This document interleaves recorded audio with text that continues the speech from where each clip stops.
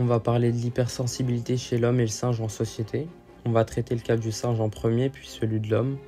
On ne va pas avoir une pensée paresseuse en définissant la sensibilité à un facteur génétique ou environnemental seulement, mais comme une convergence de déterminants génétiques, épigénétiques, écologiques et sociaux.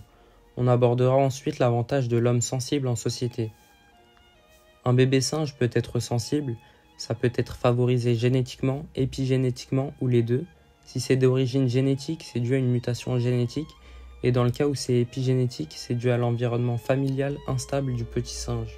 Pour le singe sensible, la moindre stimulation extérieure est une agression, tandis que pour un singe normal, la stimulation donne envie d'explorer le monde extérieur. Le singe sensible est anxieux, il a du mal à jouer avec les autres bébés singes, il peut même les agresser. Il n'a pas intégré les rites d'interaction et est mal socialisé, il se retrouve souvent à l'écart des autres. De plus, par son tempérament hypersensible, il reste collé à sa mère, il explore peu, et donc il a un apprentissage très limité. Quand il a peur, il se réfugie dans les bras de sa mère comme les autres singes, sauf qu'à la différence, dans les bras de leur mère, les autres singes arrivent à se calmer car la mère agit comme une base de sécurité. Le petit singe sensible, lui, a du mal à se calmer. Il est toujours anxieux dans les bras de sa mère, ce qui mène parfois à une agression envers elle. Par exemple, il peut la mordre. Le petit manifeste donc un attachement insécure ambivalent.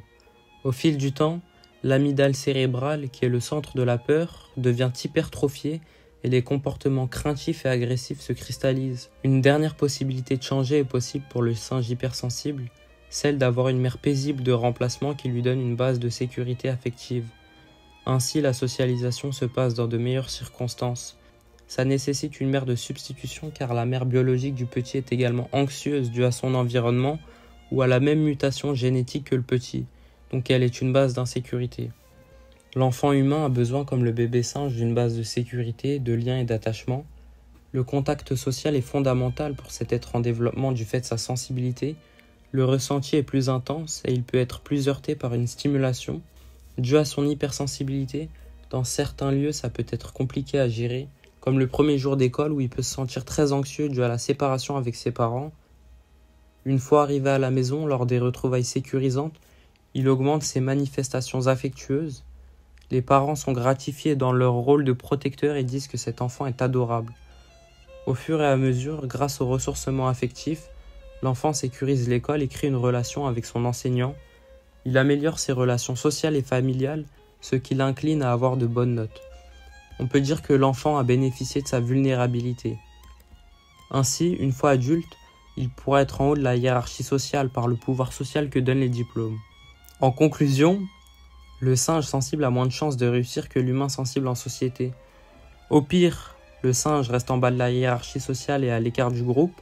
Au mieux, il a une mère saine de substitution qui lui donne une base de sécurité affective, ce qui lui donne des compétences sociales et affectives qui lui permettent d'être plus adapté. Mais la plupart des singes hypersensibles n'ont pas de mère remplaçante, il n'y a pas de substitution systématique. En comparaison, l'homme peut avoir la sensibilité comme avantage.